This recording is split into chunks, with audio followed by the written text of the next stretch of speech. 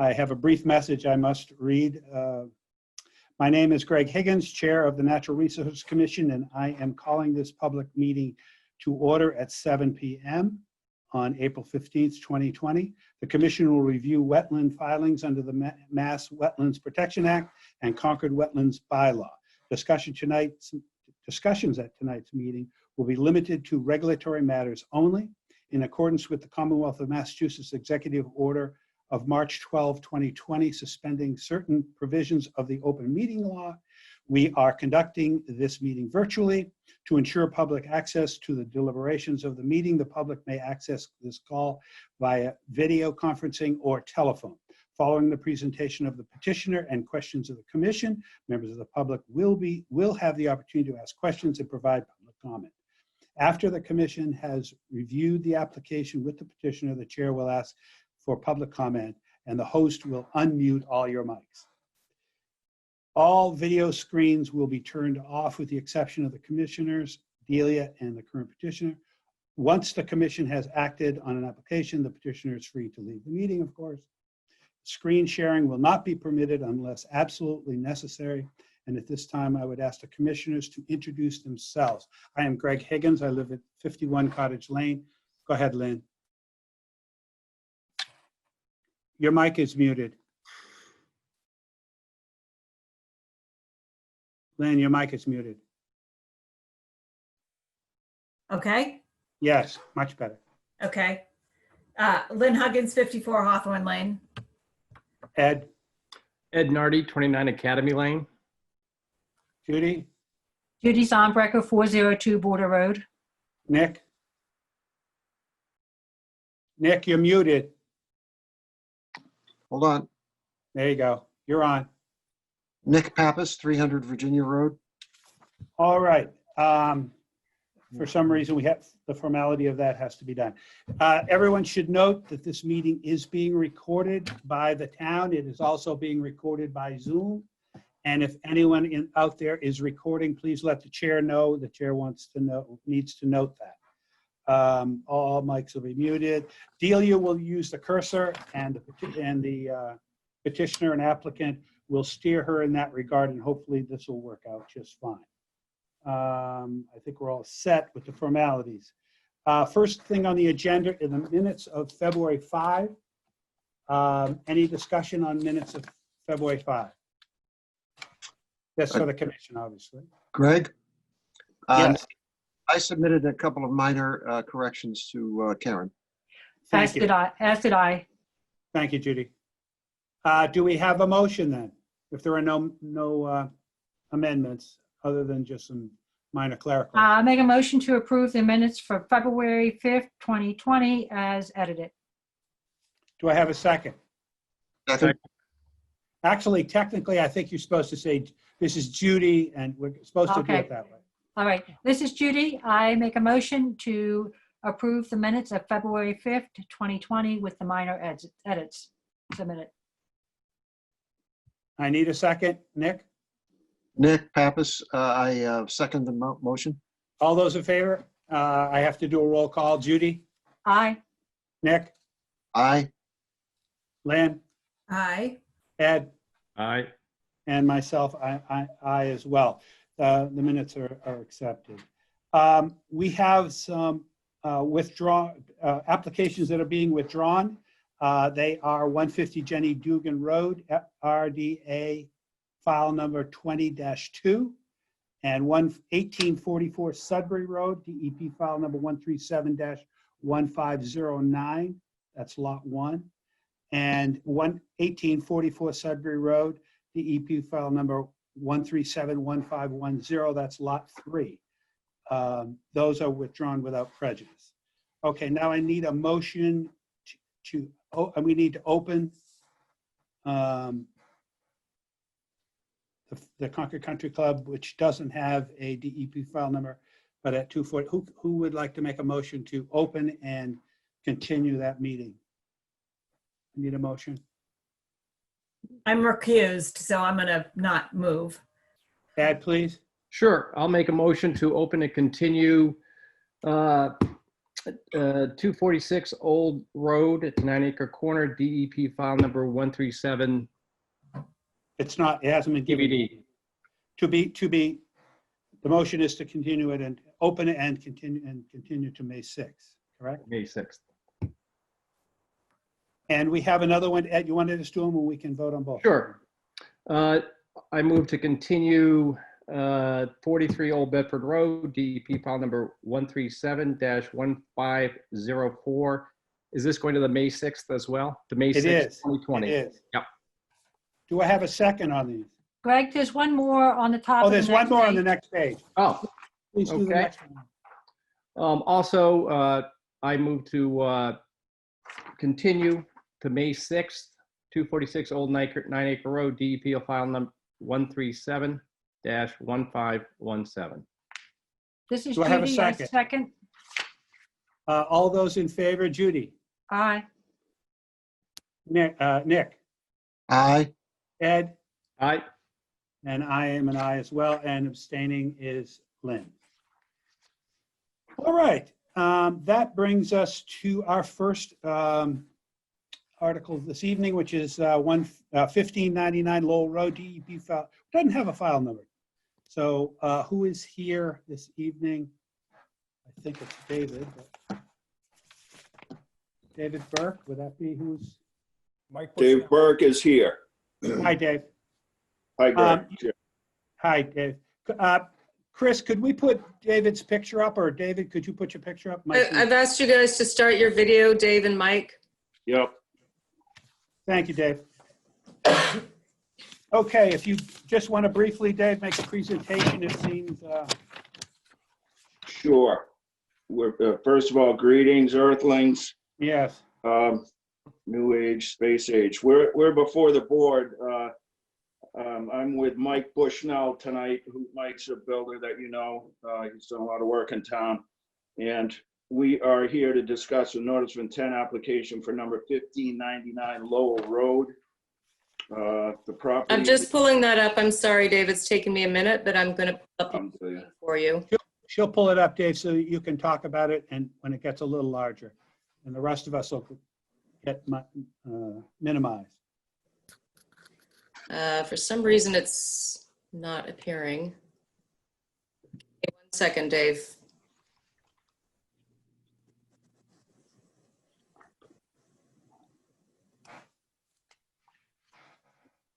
Actually, Dave, we can verbalize this one. It's not rocket science. I would tend to agree with you. So the property is located across the street from the Middlesex School. And it's 1.7 acres in size. It's in a rustic state. There's 6 or 7 outbuildings on the property in its entirety. It's about at least 1/3 of the western part of the property is in a wet meadow condition. It's open. It's practically wide open.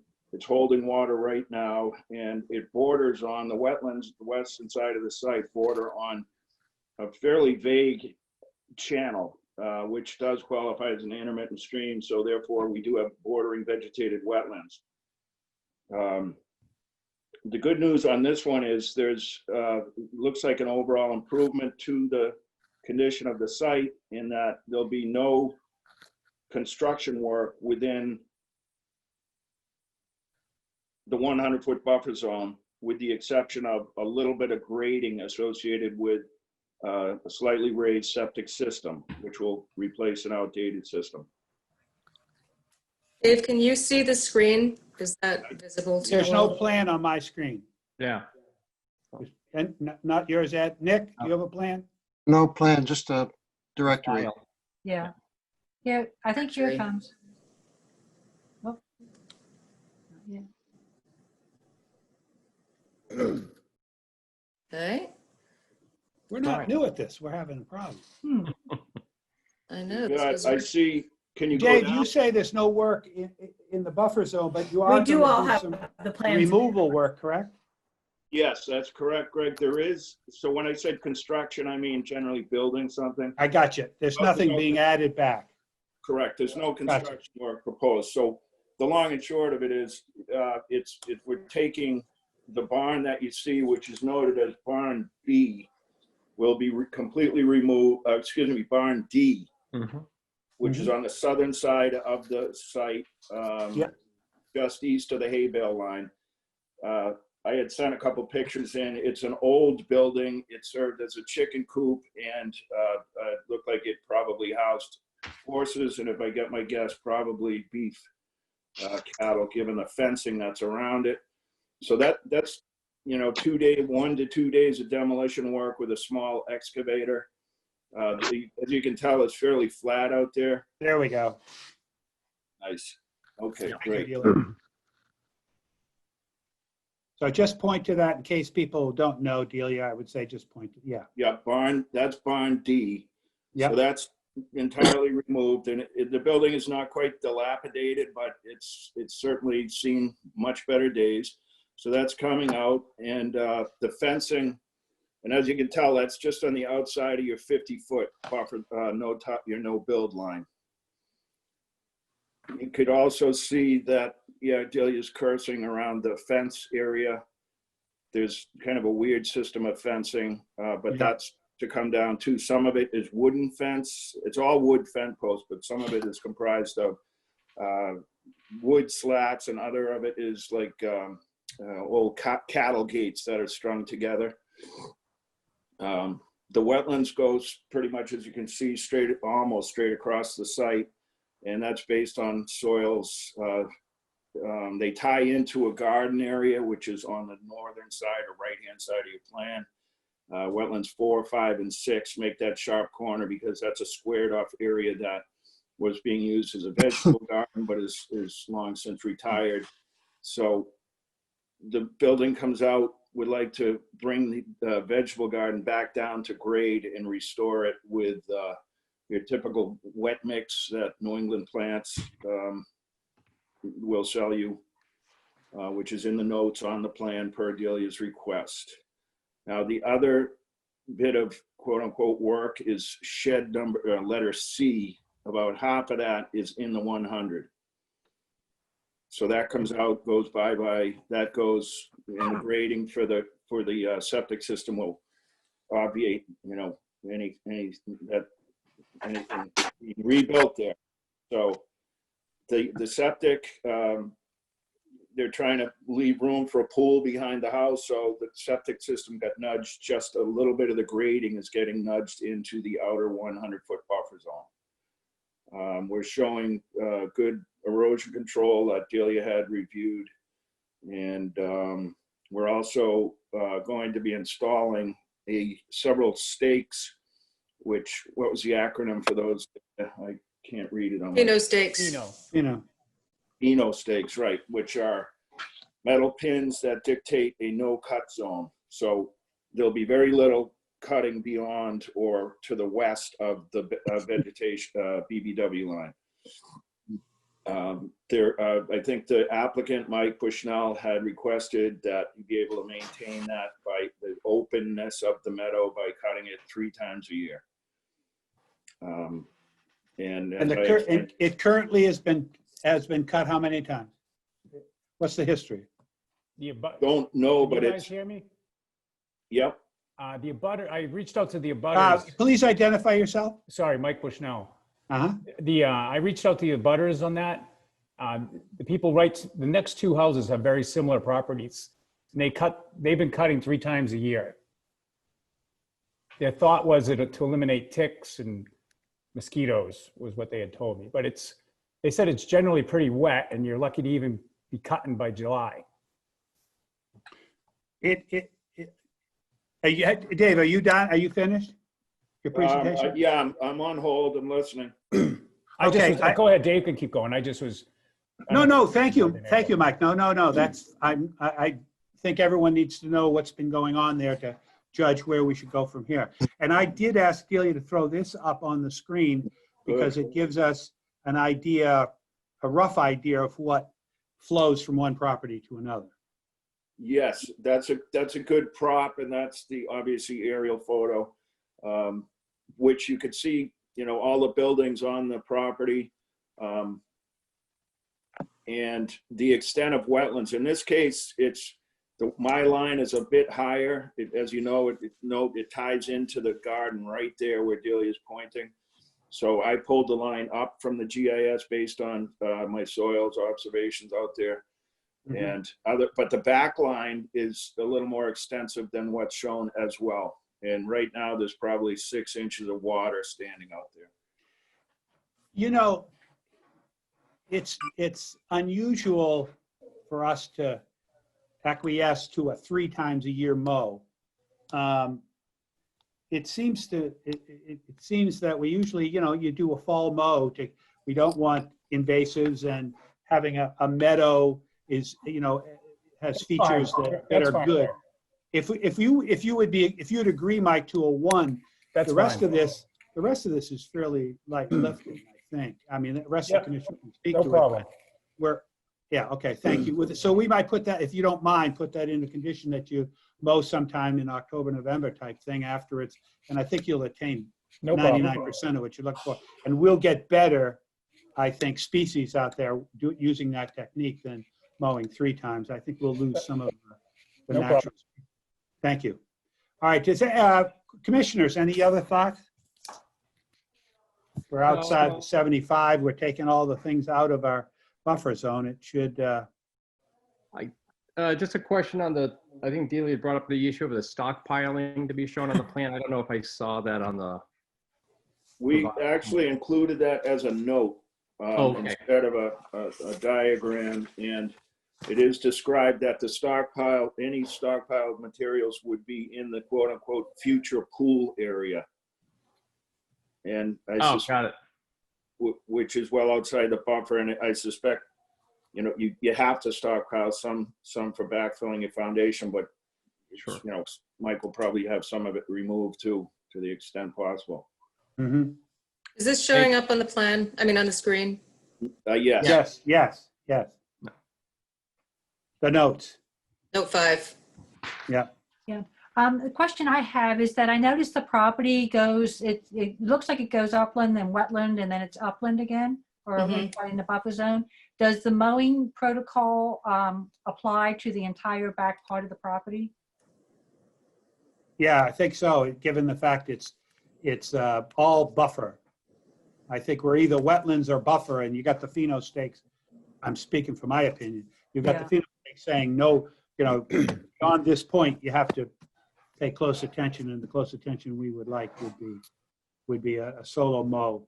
And if that's Okay. with the petitioner, then I think we've answered that. That's my thought, Judy. Does everybody else agree? Or did That Makes everybody? sense, yes. Yeah.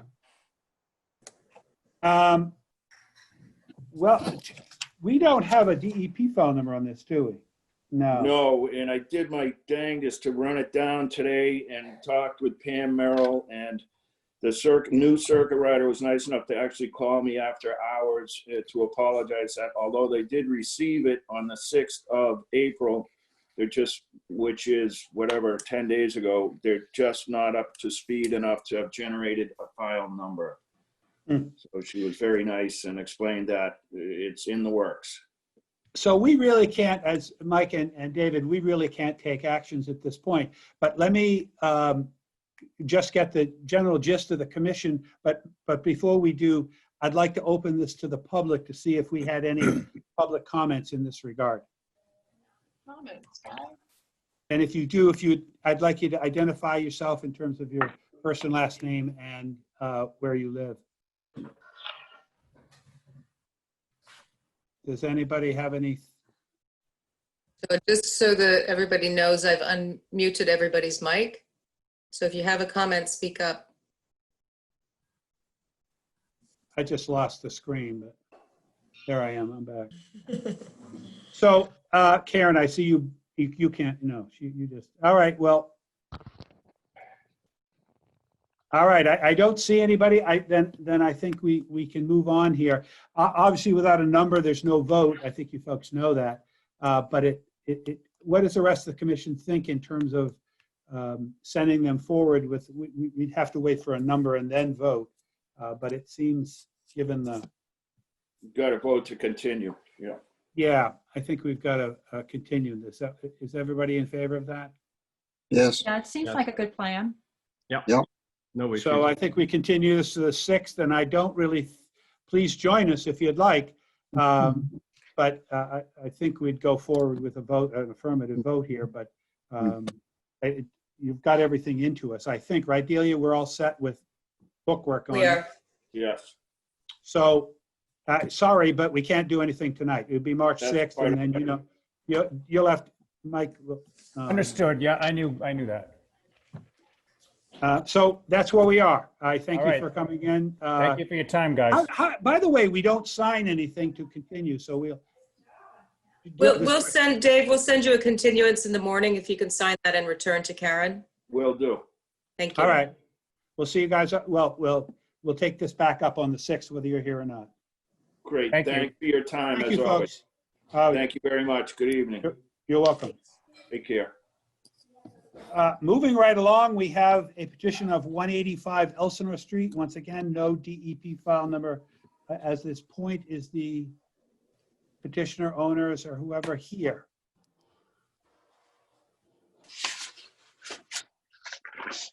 Who do I have? Unmute. Yes, we're here. Can we It's put the one that says Elizabeth. Hi, Elizabeth. Could you please put your video on so that we can? It Yes, just makes hang on conversation a second. makes conversation flow, I think, a little more easily.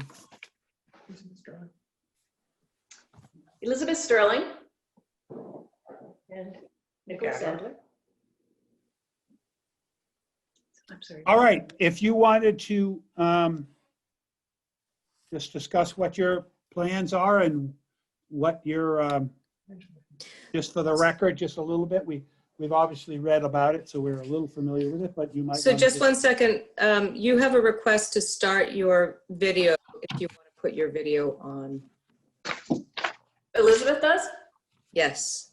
Oh, I thought I was on there. Hang on. On, I see her. No, I see her. I'm there. We're there. Okay. There you are. Good. Well, we want to, I think probably for the specifics, we might want to switch to Angela. But we've moved into Nick's mother's house, and it's actually on the Sudbury River, not the Assabet. I don't know. Right. Did I say Assabet? Well, the piece of paper says the Assabet. Clearly it's Sudbury. Area to the Assabet River, but it's actually the Sudbury. Now, Angela, are you speaking for them? You open your mic, please. Can you hear me now? I can hear you now. Okay, the headphones weren't working, so Oh, that's all right. I unplugged. Elizabeth, if she's to represent you, that would be fine with us. Okay, yeah, But please jump in when you can okay. and if you want to. All right, go ahead, Angela. Okay, so we have an existing single-family home that is on Elsinore Street along the Sudbury River. The entire property is within the riverfront area, and much of it is within the 100-foot buffer zone. What we are proposing is some very modest, what might be considered sort of routine improvements for the era of house that this is. I think, as Elizabeth was saying, that this is at least a 1960s house before.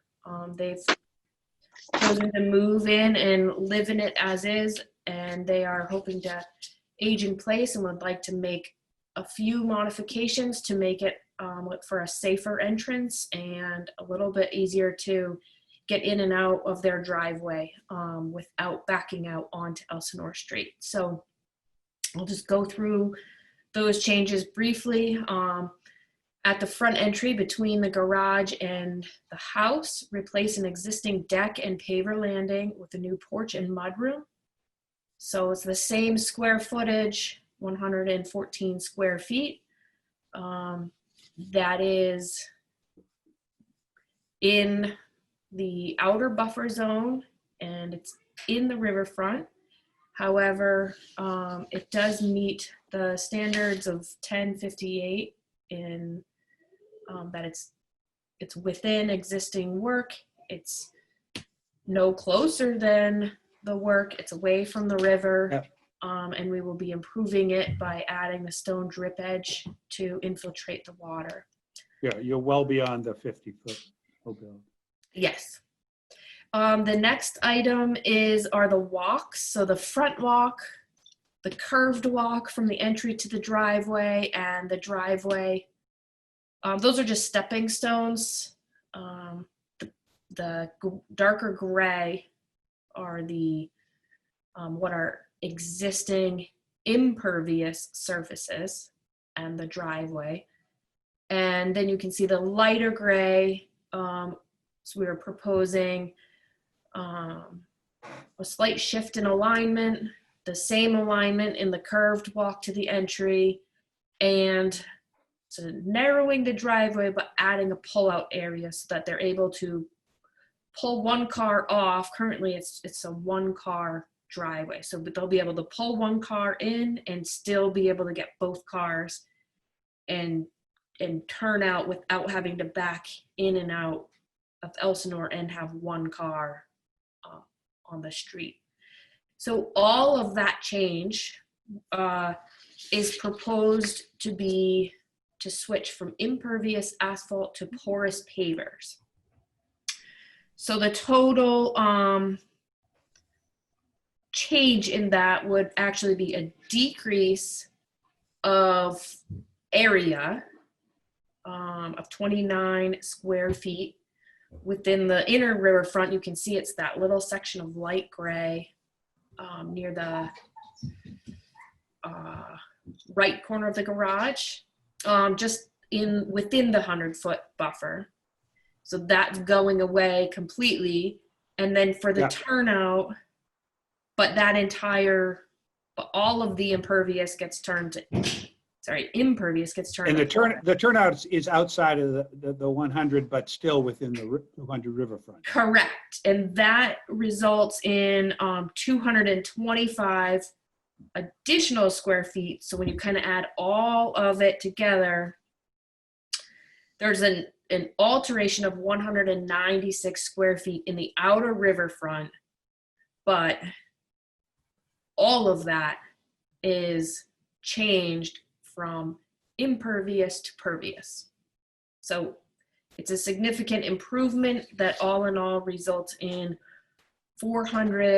roughly 400 additional cubic feet of stormwater recharge capacity. And we have the detail for the porous pavers. We've added the maintenance for the porous paving in there. Just briefly cover that. How do you plan on maintaining it? So let's see. So not sealed or repaved with materials that are non-porous, kept free of debris, including sand and sediment, especially during the winter. So only salt should be used for de-icing. And then the pavers will be vacuum swept regularly to remove sediment and debris. I just wanted that in the record. All right, go ahead. Sorry. So, and then everything else is a repair of existing structures that are not going to change. No footings will change. We are looking to remove the deck on the side of the house and remove an existing dog fence. And throughout the yard, as an additional improvement to the property overall, and particularly the riverfront area, looking to remove a significant area of lawn, almost 5,000 square feet, and convert that to plant beds and pollinator meadow over time. So the goal is for the homeowners to do this work themselves by hand, sort of with the wheelbarrow as a gardening activity, rather than bringing a machine in, scraping it, causing a huge disturbance, and then re-landscaping. It's more Right. a gardening activity that's going to happen as they're living in their home. So originally I had the erosion control barrier much tighter coming off the front corner of the house and to the side of the garage, only to allow equipment in and out right from the front. But we were requested to expand it around the entire property. Mhm. I weighed it. I don't think the repair work can be done by hand. They can obviously step over the wattle and do that work and make sure all materials come back. The dog fence should be able to be removed by hand, but so we can bring that back in if you guys want, or we can leave it sort of to include the perimeter minus the no disturb zone. So all in all, very modest improvements to what typically happens in that neighborhood is a complete tear down and rebuild. Yeah. Which was spelled out in the alternatives analysis. It's again necessary items to support a single family dwelling on the street side of the house, sort of as tight and modest as we could get to still fit and accommodate their need, especially with the driveway, to be able to turn around in their driveway without backing out into Elsinore Street, and Right. adding some significant habitat and drainage stormwater improvements to the site. Now, there was some, down at the end of the drainage pipe, there's some Japanese knotweed, which you had said, I mean, feel free to ask the town, but it's highly unlikely. And it Right. seems like a modest amount, Angela. It just seems from a practical standpoint, if you're doing this other work, Elizabeth and her husband, I hate to say, I doubt, God bless you if you get it done, but I kind of doubt it. We can do the work. Yeah, if you get the town to, God bless you, but I find it would be unusual. The other thing, now we do have the alteration. We did get, Delia, we did get the, hello? We did get the numbers on the activity and the resource areas. Did you see that, Delia? You must have. I did see that something came in, but I looked at it very quickly, Greg. I don't think it still is meeting what we need, which is the full amount of what the existing impervious is on the site. We understand that there's an improvement to the resource area with a reduction in impervious, but what is being provided is just the snapshot of what the Work is being those done. conditions are, and what we typically see is what the cumulative Correct. are, so we understand that from a site-wide perspective. So it's a simple calculation of what the existing impervious is on site that consists of the house, the driveway, any impervious structure. So the walkways, whatever that calculation is, it's a simple engineering exercise to get that number. Yeah, I can add in the, I have that number, would be to add 2,500 square feet, which is the perimeter of, and I just included the decks. Yep. But as I was reading and what I had resent in to address that, per 310 CMR 10.586A, the following activities are exempt from requirements from the riverfront area and will not result in changes to their existing condition. The house, the garage, and the deck structures, as well as the landscaping, all of which were built before August 7th. So as far as the calculations, those activities are exempt from the requirements and will not result in changes. So Angela, I'm happy to But it review does- what you submitted. It came in at 4 o'clock this afternoon, and I did not have a chance to look at it. I'm sure we can work that out. I think it's just, Great. it's just what the totality of it is. And then it's sort of a record keeping. It's all in a file. It would be nice to have that figure. It's not spelled out necessarily in the regs that we're restricting it or saying anything about it. It's just that what's there. Okay. What's there is X. What's going to be there is Y. Y from X or Y plus X, whichever way you look at it, is the answer. And it's a pigeonhole filling item that we usually require folks to do. It's not a heavy lifting thing, and I don't think it's a big deal. Nope. So I can just add in. Yeah, Basically, just the house is the one item that needs to be added in. if that's the only thing there, and you can attest that that's and add it to whatever else is there that you're fine. We're not trying to make this a big problem. Yeah. Any of the commissioners have questions, please? No, No? Nick, no. Lynn, no. Judy? We can't, just so we know, I'm going to open this to the public, but because we don't have a DEP file number, we can't do much here. I think if you got us those figures, as far as what we need from you, Angela, we would be fine, but we can't vote on it tonight because we don't have a DEP file number. So we'd have to continue to the 6th. But let me bring in the public to see if anyone has any thoughts or questions that we might be able to help them with. So can we open up, Chris or Delia, whoever does that, and Everybody's unmuted. feel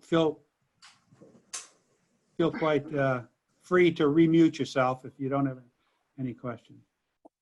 I just want to make sure I wait long enough that if somebody were in the other room and realized this was their opportunity to jump on something, they would have a chance to get back to the computer.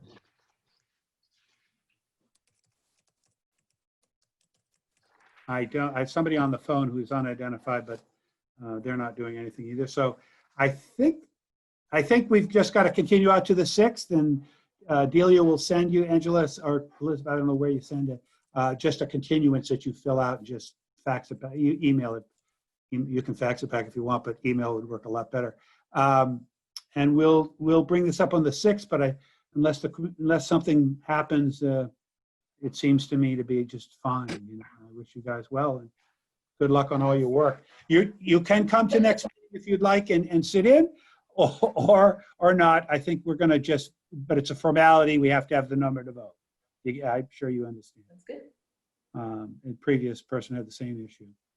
So I think we move on, and thank you for taking the time to come in this evening. And at some point we might see each other in person, but who knows when that is.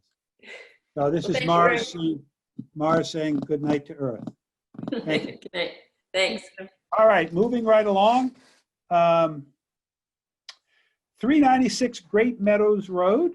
I think I saw Molly. I don't know who else is here for that. Molly, if you'd open your video, that would be wonderful. There you go. Is Everyone hear me okay? Yes. Does anybody, are you with anyone else that's on this? John and Elizabeth are, I believe, on the call. They are the homeowners. Okay. And if they would like to put the video up, that's totally fine. All right, give me what do you want to do here? We've kind of reviewed it, but go ahead. Okay, so this is an existing order of conditions under DEP file number 137-1497. And we are requesting a minor modification to the plan. And that minor modification very simply includes there's an existing brick patio in the rear of the dwelling.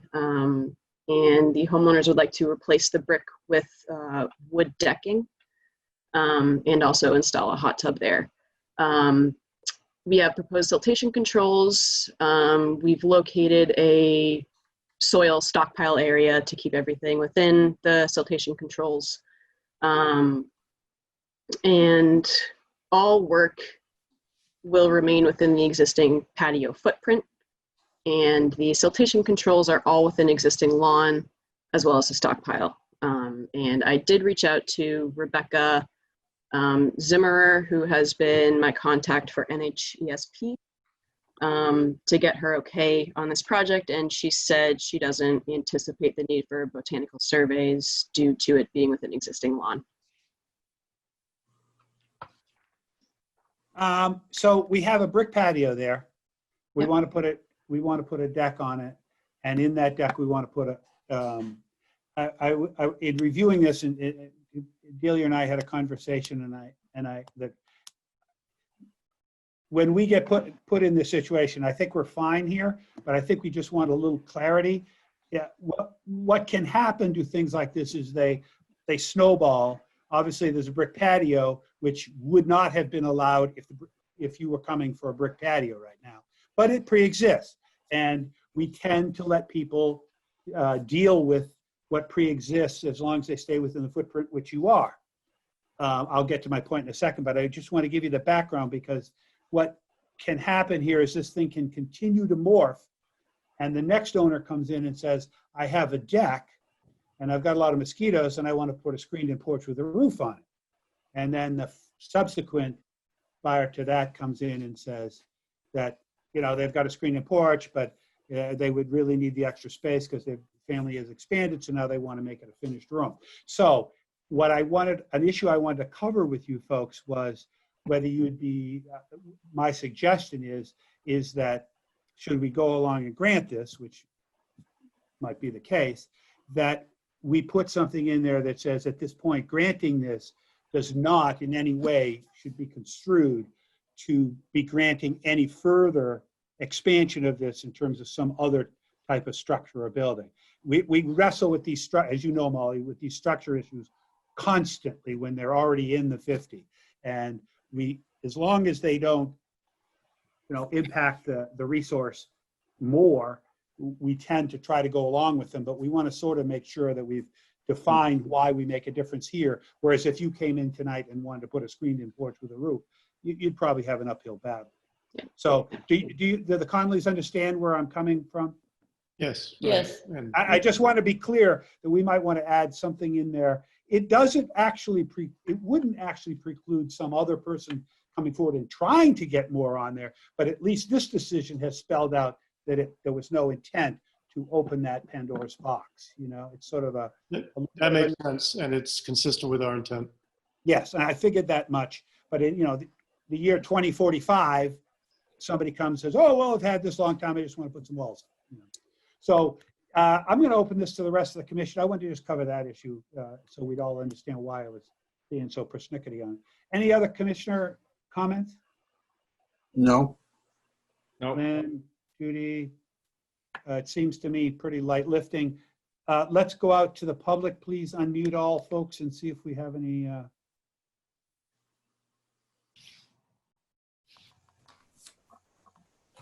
We'll wait a moment or two. We don't have a DEP phone. Yeah, we don't need it. We have a DEP phone number. Do we want, we can move forward with a motion on this, yes? Yeah, I move to approve the minor modification for 396 Great Meadows Road, DEP file 1371497, with the following conditions. Number one, the applicant shall schedule a pre-conduction site visit to review erosion controls and limits of work. Number two, the applicant shall provide the NHESP approved Blandings Total Protection Plan prior to or at the pre-construction site visit.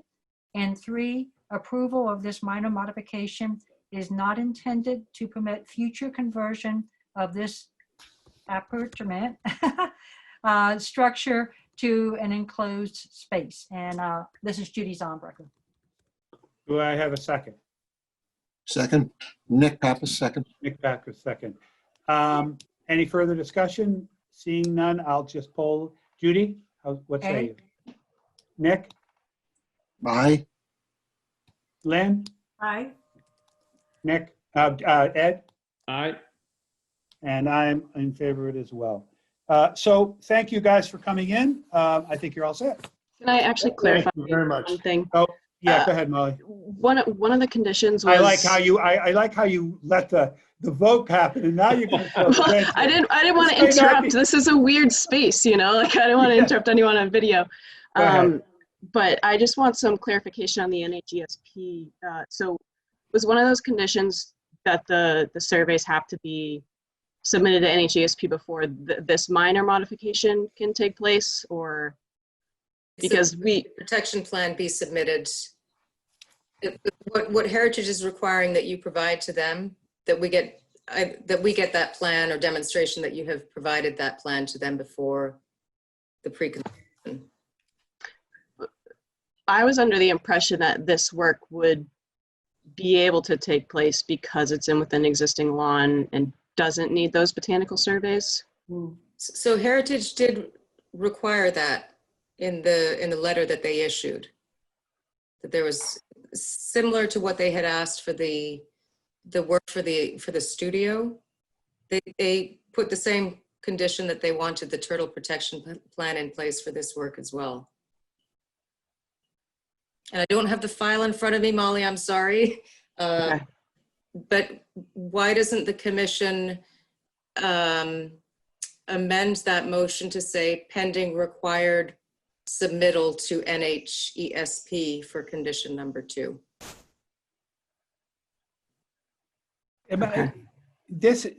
They have, I see Molly's point. They have a letter in and it's approved. And I think that, I'm not Yeah, sure go that ahead. that's what I think the approval from Heritage was with conditions. And the condition, so I just tried to roll in that condition that Heritage had imposed into this motion so that it was consistent. But if I misread that letter, then you can say, amend the motion to say, if that's not required from Heritage, then you're not going to require it either. Judy, can we get a motion? I'm trying to make sure I say this correctly.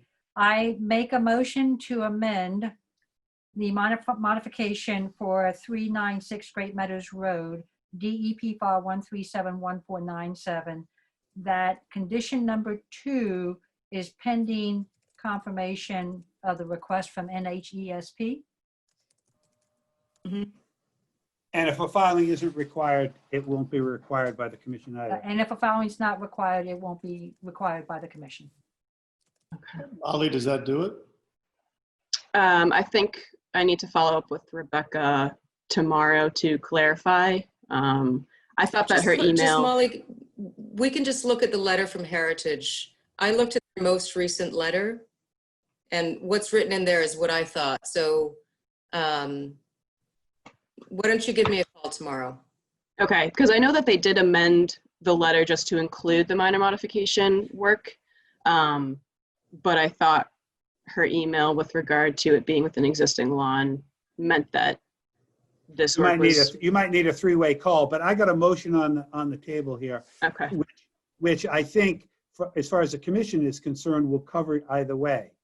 That if it's required, you got to do it. If it's not required, we're not requiring it. So I'd like to move forward so it's back in sort of operational hands that you folks can figure out, which direction the street is headed in. But as far as permitting on our part, you'll be permitted. And I think, wouldn't that be the way to go forward at this point? Would that work for you, Molly? Yeah, I think that works. I'll call Delia and Rebecca tomorrow to. Yeah. So I need a second on Judy's amendment. Do I have one? Second from Nick Pappas. Okay. I don't think there's any further discussion. I'll just poll you all. Lynn? Yes, aye. I saw you sleeping back there, so I woke you up. No, I'm just listening. Ed? Aye. Judy? Aye. Nick? Aye. And I'm aye as well. Thank you, folks, and work it out. I'm sure you work that out. That's just a clerical thing. Seems to be a little extra heavy lifting there for not much gain, but if that's what they require, that's what they do. Okay. Thank you all. Thank you, guys. Thank you. Thank you. Oh, you're welcome. Moving on. Emergency certification ratification, Concord Land Trust, 9X Westford Road, beaver dam removal. So I issued an emergency certification for Beaver Solutions to remove a beaver dam upstream of the boardwalk at Spencer Brook, where it runs by the driveway off Westford Road. The trail is underwater, the boardwalk is underwater, and the driveway is was in imminent danger of flooding. I have some photographs that I sent to you. I think that I can share them on the screen if you would like to see those again.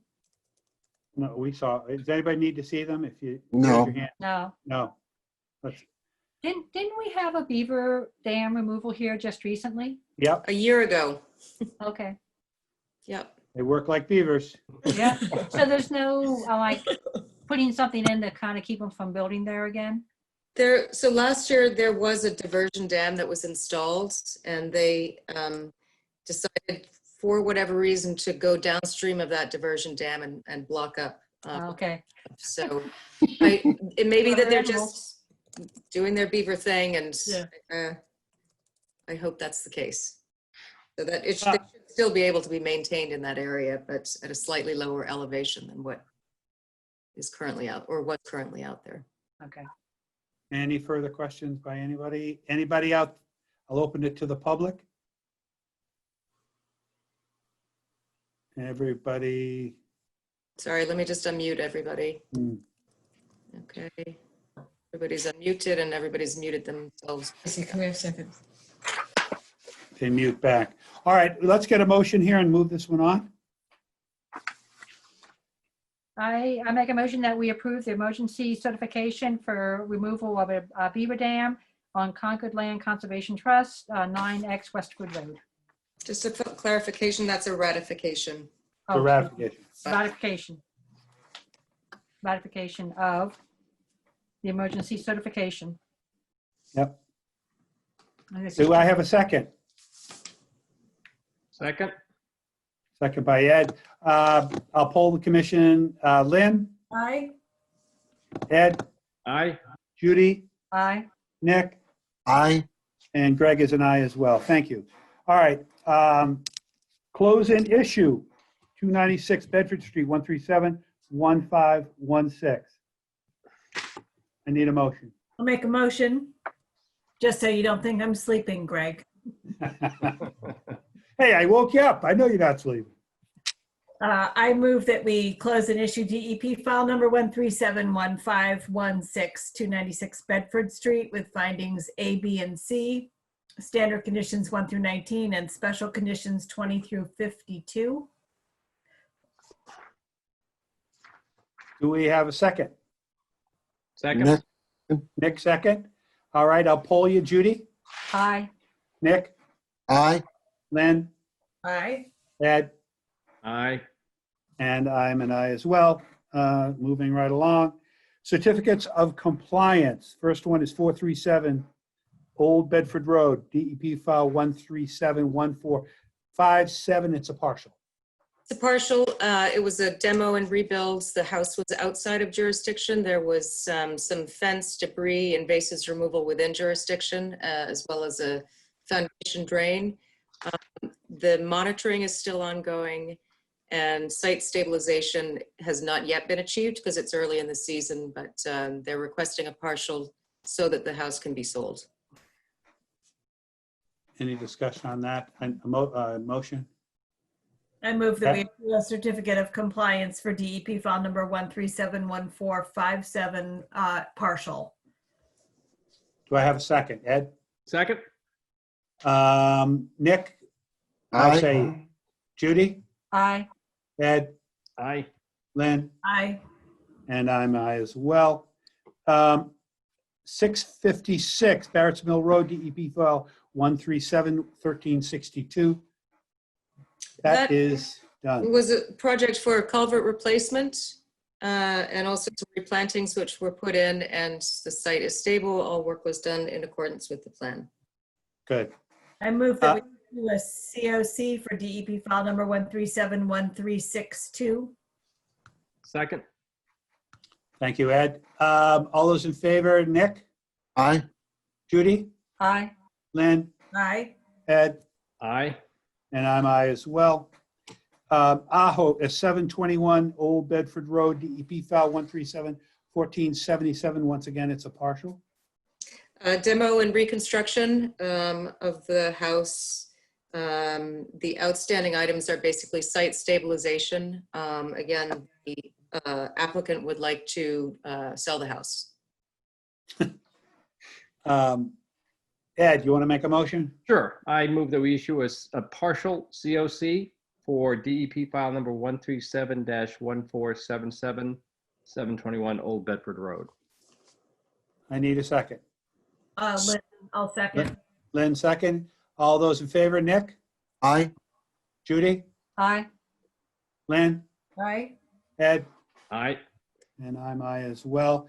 Hensel, 192 Virginia Road, 137, 1097. This was for a garage and mudroom that was constructed, I believe it was in 2010. Property owner is selling the house and became aware of the need to close out the permit. The site is stable, that construction was according to plan, and that one is also good to go. Great. Cool. I need a motion. Ed, I move that we issue a COC for 192 Virginia Road, DEP file number 137-1097. do I have a second? This is Judy Judy. seconded. Thank you, Judy. Okay, we'll poll. Judy? Aye. Nick? Aye. Lynn? Aye. Ed? Aye. And I'm aye as well. Thank you, guys. All right, moving along, we have something that just popped up, a discussion point. Finally, I get to go bow hunting on the Great Meadows. Really? I don't exactly know the origin of this or why it's come up. But go ahead, Delia, what do you know about it? I mean, I read the little bit that we got. Yeah, so I just received notice about this recently and started doing a little research into it. I don't also know what prompted the rule change. It is an expansion of hunting at the 3 wildlife refuges, national wildlife refuges. So Assabet, Oxbow, and Great Meadows National Wildlife Refuges. And overall, at all 3, with differences individually, the proposal that Fish and Wildlife, U.S. Fish and Wildlife is putting forward is to open parts of these refuges to new forms of recreational hunting for archery of bear, fox, and coyote, and to expand the current proposals for deer, waterfowl, shorebirds, and turkey. What this means in Concord, I'm trying to get a better handle on because the impoundments are exempt from this rule. I believe that it's because they are, they provide such high value rare species habitat. I believe that's why hunting isn't allowed there currently. It's not proposed under this rule. There's a small section that appears to be within Concord. I'm trying to get clarification from the refuge manager on what that is, but part of the section that is within Concord south of Route 225 is currently not open to hunting, to deer hunting, but is proposed to under this rule change. And they would also open up that area south of Route 225 to coyote and turkey, again, bow hunting. Looking very quickly at what the goals and objectives are for National Wildlife Refuges, hunting is one of their mission statements, but they have several others that they list their primary objectives. They have, what their statutory requirements are for each of them. And I provided you with what it is for Great Meadows, and HOAR, H-O-A-R, who was the donor of Great Meadows, and that started the whole Great Meadows National Wildlife Refuge. He was a hunter, and that they flooded those impoundments so that they were providing habitat for ducks to be hunted.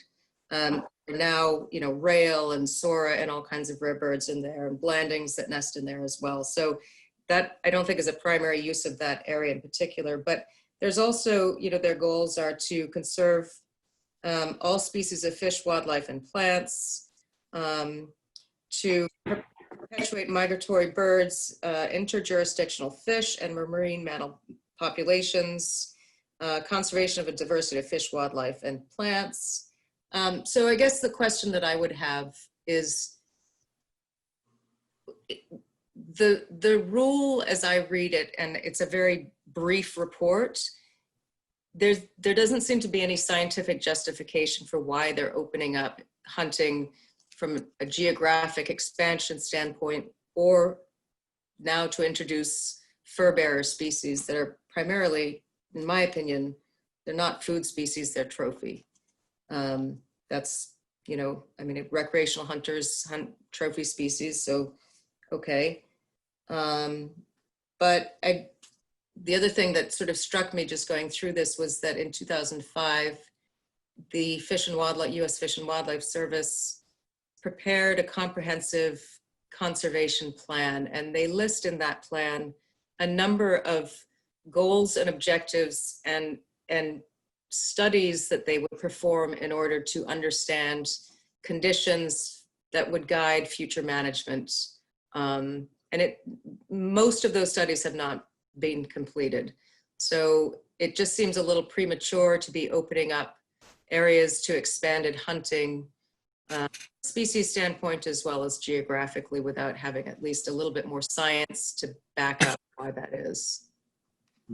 I think That's a very preliminary, that was today's research on it, so I didn't have a whole lot of time to look at it. Are they asking us to comment, or this is something that came across your desk?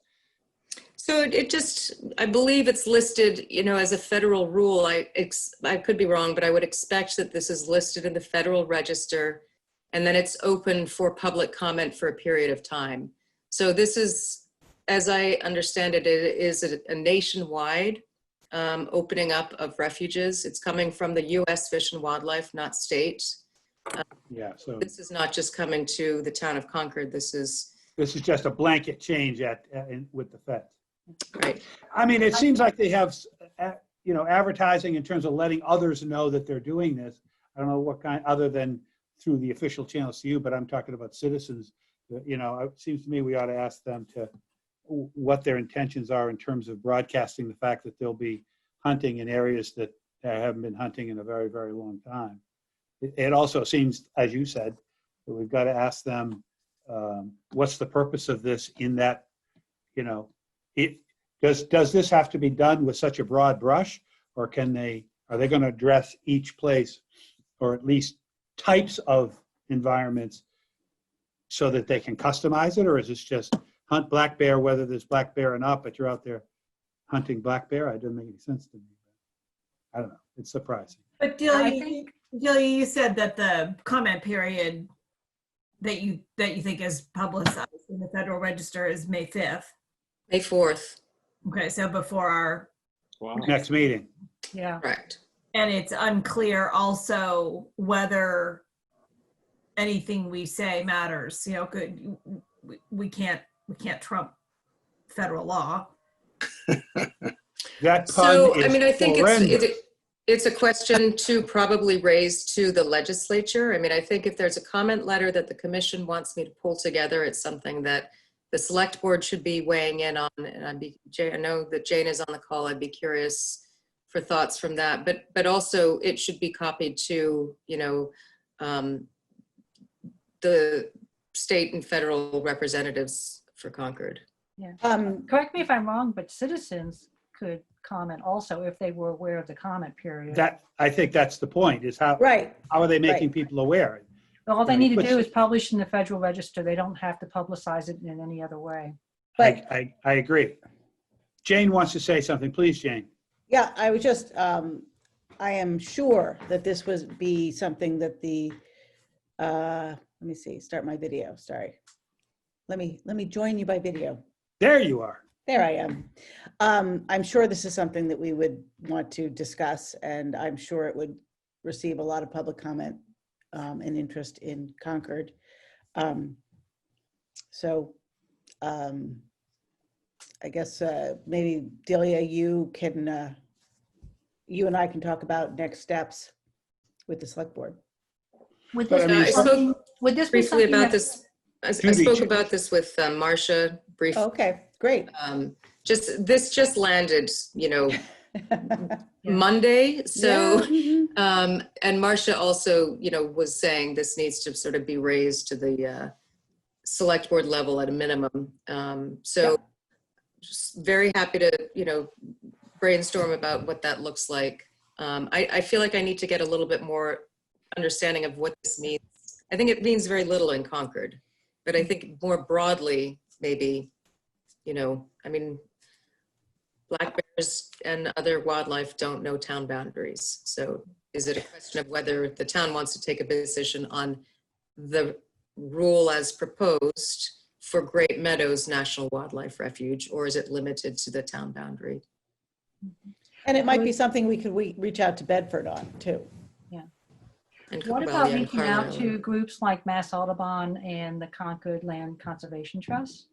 They might want to be interested in making a comment. I mean, they don't have to be abutters. Anybody can make a comment. Yeah. Well, it sounds like sorry, go ahead. No, go ahead, Jane. Please. No, it sounds like something that at the very least, alerting potentially interested parties. Once we have a handle on what our opportunities are, making sure that there is an opportunity, you know, that we extend at least the information. Because Delia, if it just landed on your desk, my guess is it would be a surprise to many. Mm-hmm. You know, nothing else, one of us could post it on Facebook, you know, public information.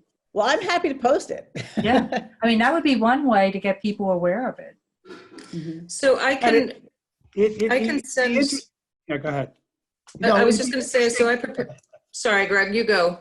Nope, I refuse. Now it's your turn. Go. You're going to make me go now. I am.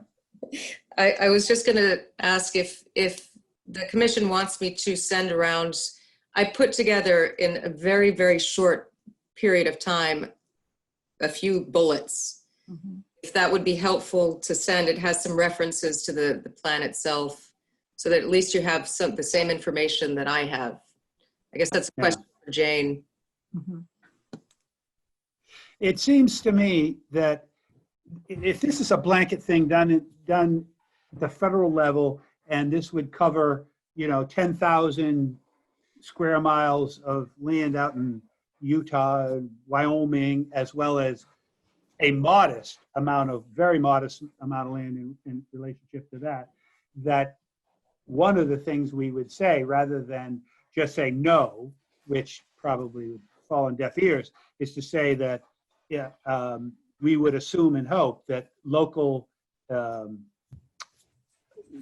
work with the local folks in terms of customizing this proposal. In other words, they're granting hunting and fishing with bows on hundreds of thousands of acres, but they aren't uniform. So that we would request that the federal government work it down to the local level to say, we've got a few hundred acres over here that may not be suitable for what would work on a 10,000, square mile place out in Wyoming. And if we could get that would put it somewhat back. And they may not want to pick arguments with little guys like us that we'd be like gnats in their hair, and they don't really care whether black bear is hunted over here on the river. And that might be the way to get around it a little more holistically than just come up and say we don't want it, because they say, that's probably why they put it in, because there's a whole bunch of people out west that don't want it either, and they've granted it. I wouldn't be surprised if they may have come to the local managers of the wildlife refuges and said, we want this through, you need to come up with a plan to show you're playing along.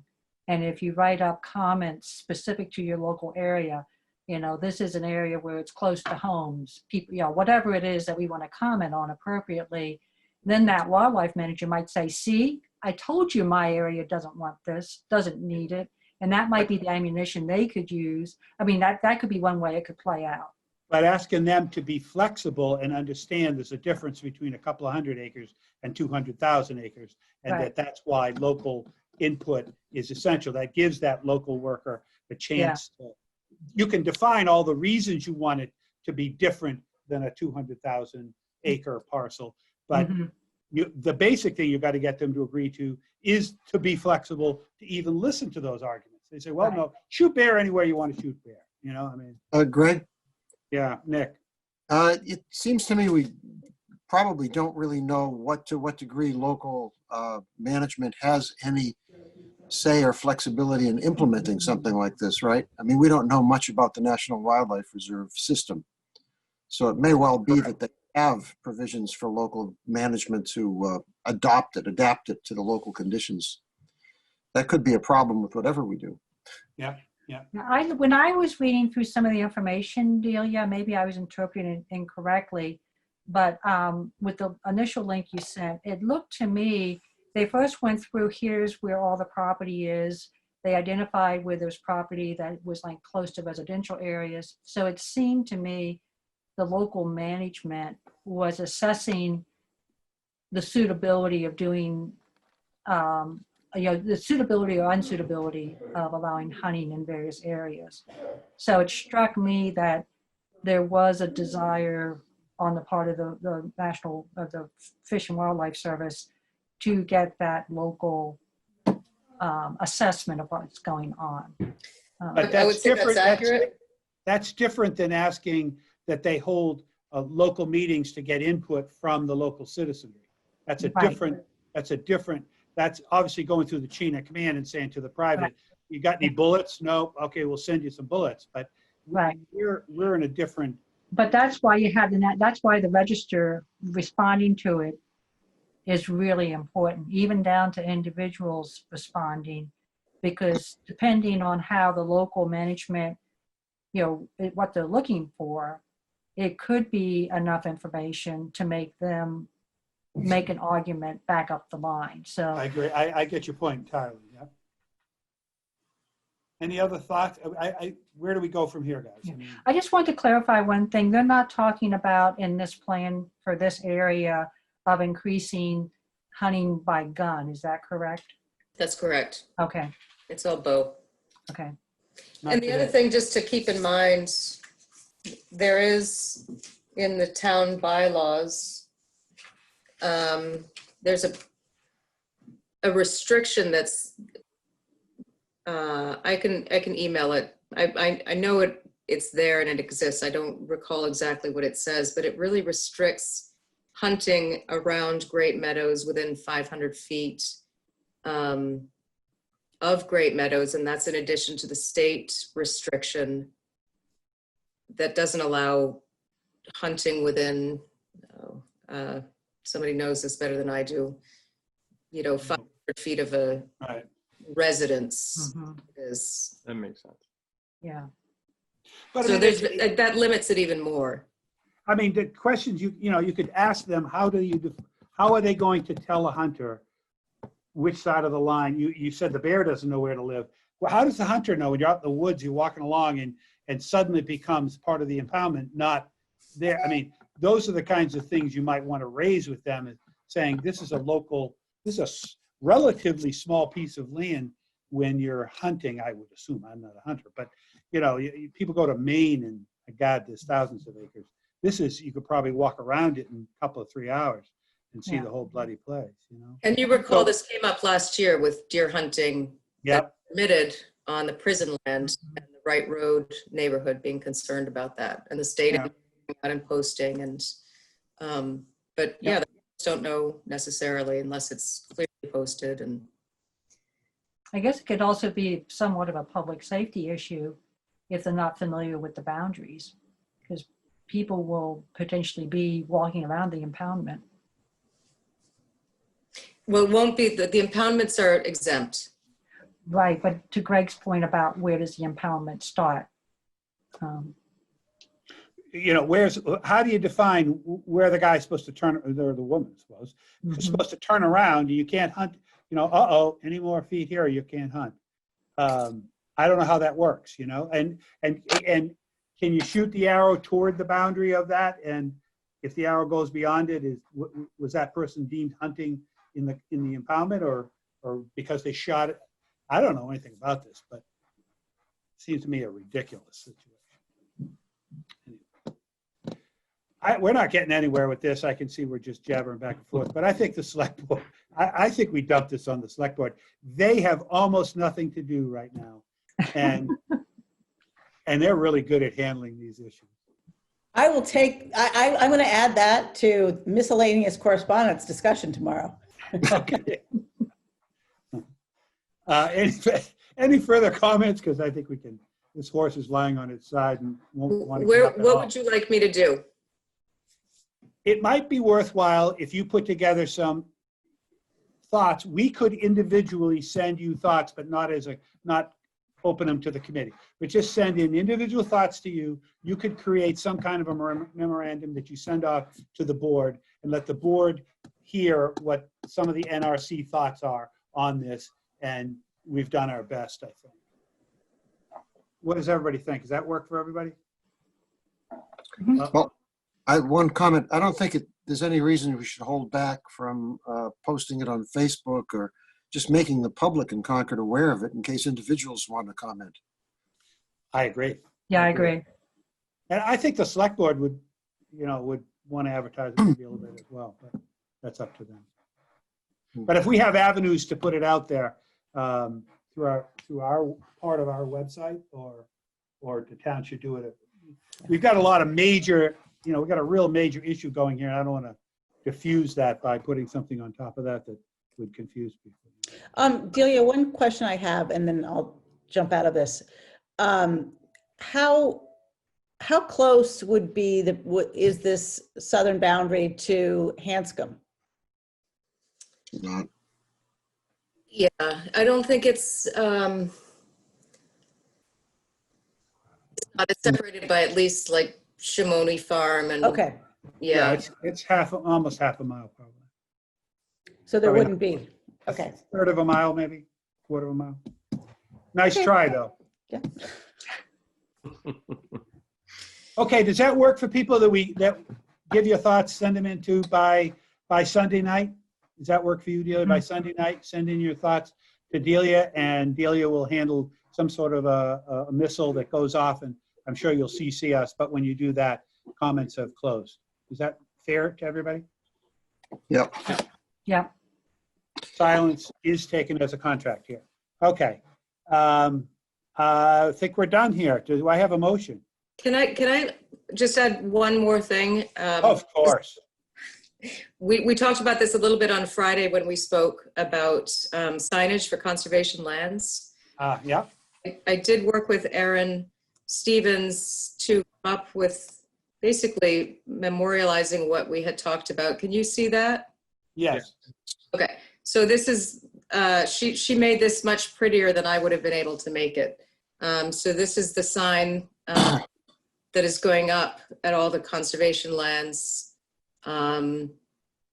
with the bullets that we already talked about, but I thought you might just want to see.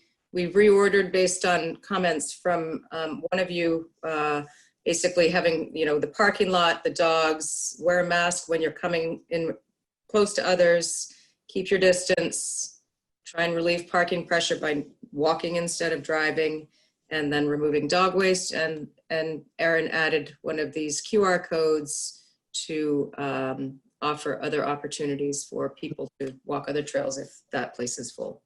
So just wanted to give you a heads up that was being posted. It's replacing the earlier signage that we had, just being a little nicer about, hey, just be good about parking and be courteous. So hopefully this gets a little more attention. And I think people are behaving a little bit better. Delia, can I just ask, I didn't see the top of the sign well enough, but are we stressing also to remind everybody that this is temporary? Because part of what I want to make sure is that we don't increase the backlash from folks who are afraid that all the rules, there's a reactionary element of folks who are in the middle of the COVID issues. So I just want to make sure. So we put in language that says conservation lands are experiencing heavier than normal use, and some are not employing safe practices. So I think I would certainly, I'd expect that some may not, they may try to interpret as though you're changing all the rules, and there has to be a modicum of common sense that people employ. These signs are laminated signs that are going up. They're not, we're responding as best we can to. I appreciate that. I'm just, the only thing I'm just trying to remind everybody that we're all experiencing this together, and it is temporary, and we have to do this now. And hopefully it won't be permanent.